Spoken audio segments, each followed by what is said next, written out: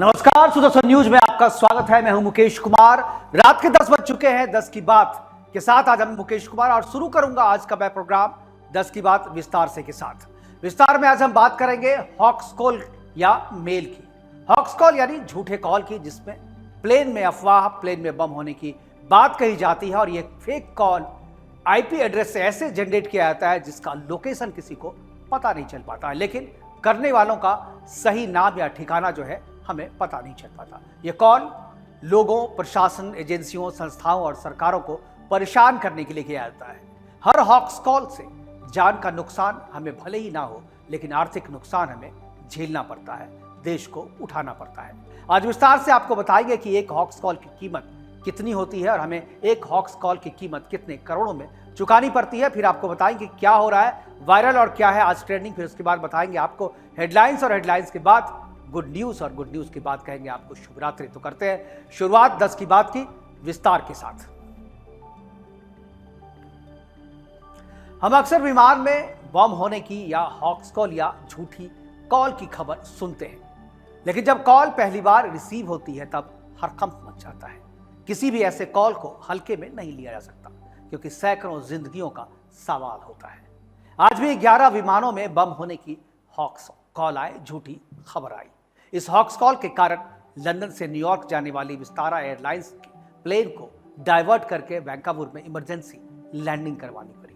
आकाश air और Indigo air की 5 विमानों को इमरजेंसी लैंडिंग आज करनी पड़ी। एक सप्ताह में 50 हॉक्स कॉल आ चुके हैं। पिछले 14 अक्टूबर को मुंबई से न्यूयॉर्क जाने वाली एयर इंडिया की बोइंग 777 ने लगभग 130 टन जेट फ्यूल के साथ उड़ान भरी थी, लेकिन उड़ान भरने के तत्काल बाद विमान में बम होने की झूठी खबर आई, हॉक्स कॉल आई और फिर विमान को डाइवर्ट कर दिल्ली में लैंड करवाया गया। लेकिन उससे पहले उसमें भरे 130 टन फ्यूल की खपत दिल्ली के आकाश में चक्कर लगा करके पूरी की गई, यानी उस फ्यूल की खपत की गई। क्योंकि 130 टन फ्यूल के साथ लैंडिंग करना खतरनाक हो सकता था, विमान में आग लग सकती थी, विमान क्रैश हो सकता था। एक हॉक्स कॉल की कीमत एयरलाइंस को उस दिन 3.5 करोड़ चुकानी पड़ी। 3.5 करोड़ का नुकसान उठाना पड़ा, वो भी केवल फ्यूल। 1 करोड़ रुपये टन के हिसाब से 130 करोड़ फ्यूल की कीमत के अलावे भी बहुत सारे खर्चे हैं जो लैंडिंग और फिर से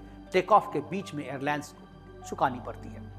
इन सब के अलावा क्रू मेंबर्स और यात्रियों की परेशानी अलग।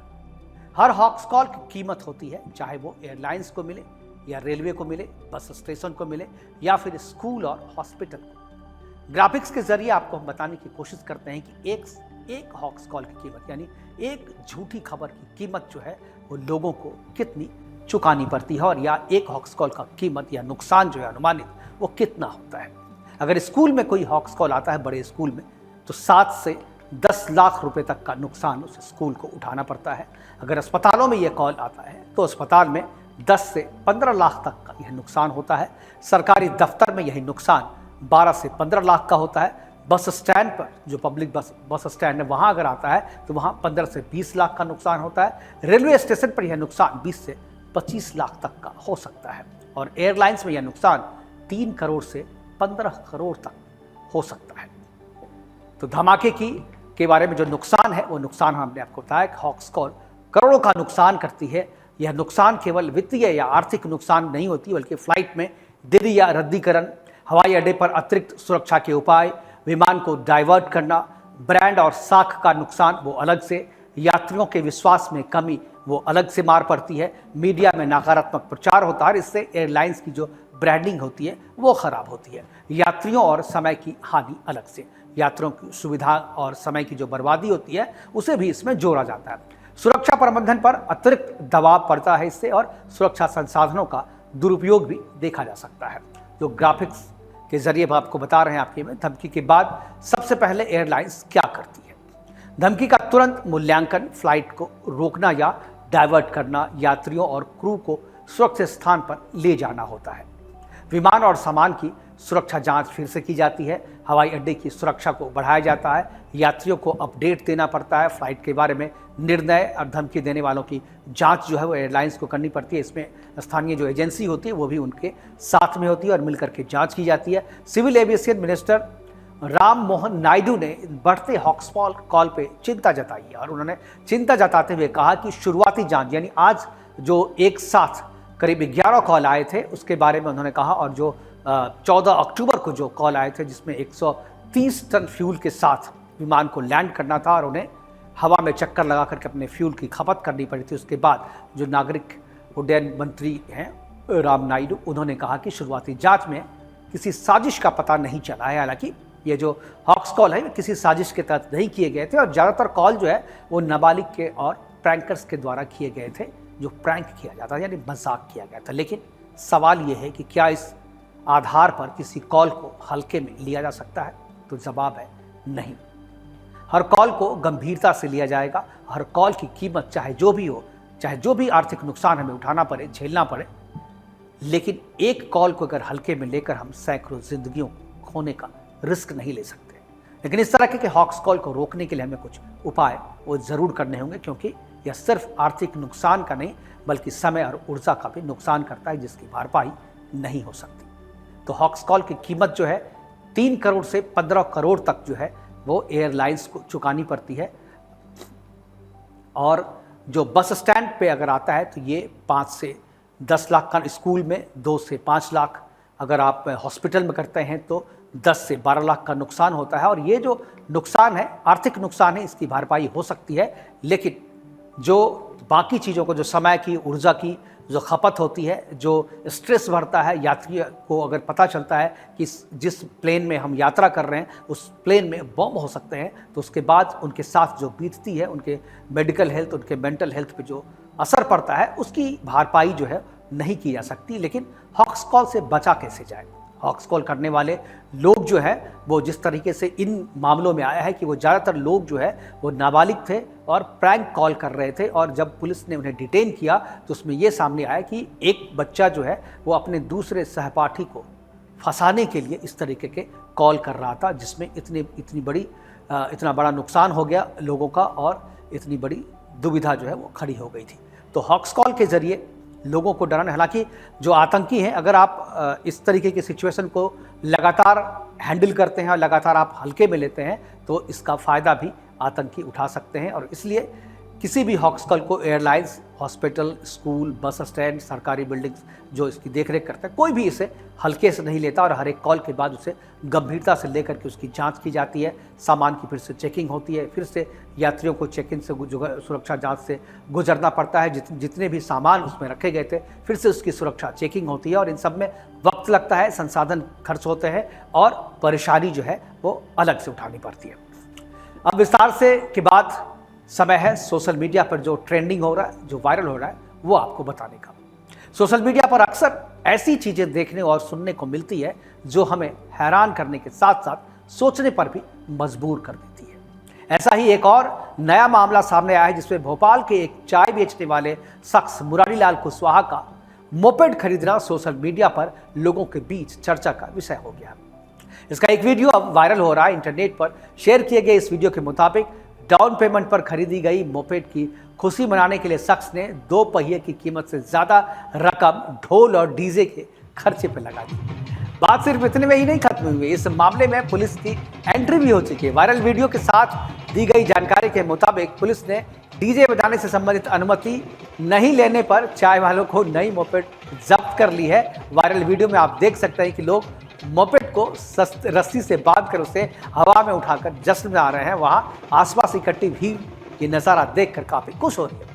वीडियो के साथ शेयर की गई जानकारी के मुताबिक शख्स ने 20,000 की डाउन पेमेंट कर मोपेड खरीदी थी, जिसके जश्न में उसने 60,000 से ज्यादा रुपये खर्च कर डाले। इस पोस्ट को अब तक 32,000 से ज्यादा लोग देख चुके हैं और सैकड़ों लाइक भी मिल चुका है। लेकिन सबसे बड़ी बात कि पुलिस ने अभी इस मोपेड को जब्त कर लिया है, क्योंकि उसने अनुमति डीजे की नहीं ली थी। शायद बच्चे को पता नहीं होगा, लेकिन ये जो वीडियो है ये काफ़ी वायरल हो रहा है। मोपेड खरीदने की इतनी बड़ी खुशी मनाना जो है इस चाय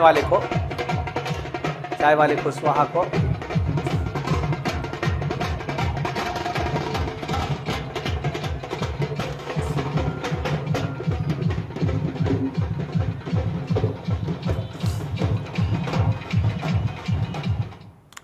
तो मोपेड के बाद एक दूसरी खबर तमिलनाडु से है। वो तमिलनाडु के चेन्नई से एक हैरान करने वाला वीडियो जो है वो सामने आया है।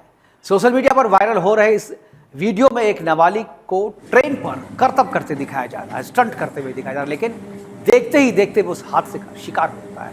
जानकारी के मुताबिक नाबालिग को अस्पताल में भर्ती कराया गया, जहां उसकी हालत गंभीर बताई जा रही है।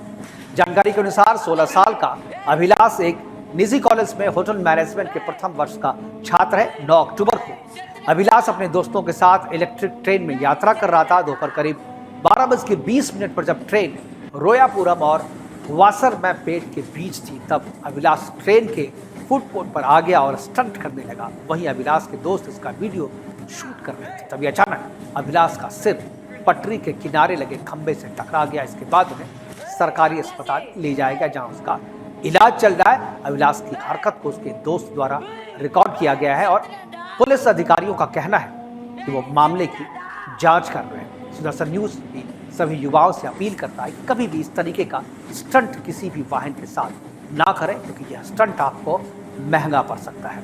और अब बात है हेडलाइंस की। कल जो अखबार में पढ़ेंगे वो आज आपको रात में ही हम बता देते हैं। और पहली जो हेडलाइन है वो है वाराणसी से। 20 अक्टूबर को वाराणसी दौरे पर प्रधानमंत्री मोदी रहेंगे। 1400 करोड़ की परियोजनाओं की सौगात वाराणसी वासियों को देंगे। स्ट्रीट वेंडर्स के लिए बने टाउन हॉल शॉपिंग कॉम्प्लेक्स का प्रधानमंत्री मोदी उद्घाटन करेंगे। मैदानगिरी में योगी सरकार ने 2.5 करोड़ की लागत से बनाई 58 दुकानें वहां पर शामिल हैं। दूसरी खबर है, रविवार को दिल्ली में होगी GOM की बैठक। GST दरों को तर्कसंगत बनाने पर होगी बातचीत। फुटवेयर और टेक्सटाइल आइटम्स पर कम हो सकती है GST की दरें। 20 अक्टूबर को पटना में निकलेगी हिंदू स्वाभिमान यात्रा। केंद्रीय गृह राज्य मंत्री गिरिराज सिंह खुद यात्रा करेंगे और नेतृत्व करेंगे इसका। यात्रा में 30,000 से अधिक लोगों के पहुंचने का अनुमान है। केंद्रीय मंत्री गिरिराज सिंह इस यात्रा का नेतृत्व कर रहे हैं। देश भर में रविवार को महिलाएं रखेंगी करवा चौथ का व्रत। पति की लंबी उम्र के लिए पत्नियां रख रही हैं उपवास। शाम 7:40 पर होंगे चंद्रदेव के दर्शन। और हेडलाइन के बाद अब आपको बताते हैं गुड न्यूज। ये गुड न्यूज वैसे तो सभी भारतीय और सनातनियों के लिए है, लेकिन मिट्टी और गाय के गोबर से दीप बनाने वालों के लिए यह खबर कुछ ज्यादा ही खास है, क्योंकि इस बार देव दीपावली पर काशी के 84 घाटों पर 12 लाख दियों से जगमग किया जाएगा इसे। और योगी सरकार ने आदेश दिया है कि इस बार गंगा घाटों पर कम से कम 12 लाख दिए जलाए जाएंगे। यह खास बात होने वाली है कि 2.5 से 3 लाख गांवों के गोबर से बने दिए से ये लाइट जलाई जाएगी। यानी जो लोग दियों के निर्माण कार्य में जुड़े हुए हैं उन्हें अच्छा खासा रोजगार जो है देव दीपावली के दिन जो है मिलने वाला है और उनकी दियों की मांग बढ़ने वाली है। पर्यटन विभाग के डिप्टी डायरेक्टर राजेंद्र कुमार रावत ने बताया कि देव दीपावली पर दिए जलाने के लिए काशी के 84 से अधिक घाटों, कुंडों और तालाबों पर योगी सरकार के कई विभाग काम करेंगे। इसके साथ ही ऐतिहासिक घाटों को इलेक्ट्रिक लाइट से भी रोशन किया जाएगा। गंगा की रेत पर भी दिए जलाए जाएंगे, जिससे घाटों से गंगा पार का दिव्य नजारा जो है वो देखा जा सकेगा। और अब बात है फीडबैक की। समय फीडबैक, और इस सेगमेंट है लास्ट सेगमेंट में हम आपसे फीडबैक मांगते हैं, जिसमें आप हमें प्रोग्राम से संबंधित कोई भी राय या सुझाव @10kibaat.com पे gmail.com पे दे सकते हैं, या फिर कोई ऐसी खबर जो समाज और राष्ट्र के लिए बहुत ही ज़्यादा ज़रूरी है और आप समझते हैं कि हमें इस प्रोग्राम में उसे दिखाना चाहिए, तो वो खबर भी आप हमें बोल सकते हैं, भेज सकते हैं। और हमेशा की तरह खाने से पहले किसान को और सोने से पहले जवान को धन्यवाद करना चाहिए, जिसके कारण हम और आप अपने अपने घरों में चैन की नींद सो रहे हैं। तो अभी के लिए इतना ही। नमस्कार, शुभ रात्रि।